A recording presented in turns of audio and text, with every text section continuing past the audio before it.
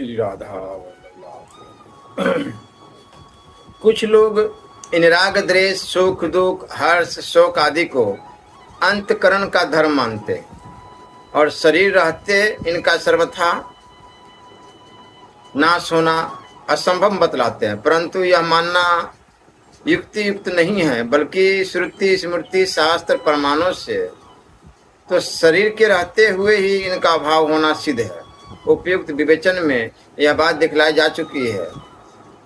अब यह दिखलाना है कि ये अंतकरण के स्वाभाविक धर्म नहीं किंतु विकार है। क्षेत्र के वर्णन प्रसंग में भगवान कहते हैं कि इच्छा द्वेष सुख दुख स्थूल देह का पिंड चेतनता और धृति इस प्रकार यह क्षेत्र विकारों के सहित संक्षेप में कहा गया है। इससे इनका विकार होना सिद्ध है और इन विकारों से आत्यंतिक मुक्ति का नाम ही मोक्ष है। शास्त्र प्रमाणों के अतिरिक्त युक्ति से भी यही बात सिद्ध है।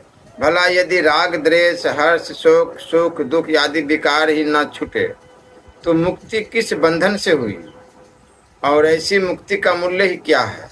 यदि सुख दुख हर्ष शोक काम क्रोध आदि स्वाभाविक धर्म होते तो वे धर्मों से कदापि अलग नहीं हो सकते और धर्मी के नाश होने पर ही उनका नाश होता, परंतु ऐसा न होकर अंतकरण रूप धर्मी के रहते हुए ही इनका घटना बढ़ना और नष्ट होना देखा जाता है। इसे ये धर्म नहीं किंतु विकार ही सिद्ध होते हैं। ज्ञानी में तो ये रहते ही नहीं परंतु अज्ञानी के अंदर भी ये घटते बढ़ते देखे जाते हैं और इनके घटने बढ़ने से अंतकरण का घटना बढ़ना नहीं देखा जाता। वास्तव में ये धर्म नहीं किंतु अविद्याजनित विकार है और विवेक से इनका शमन होता है।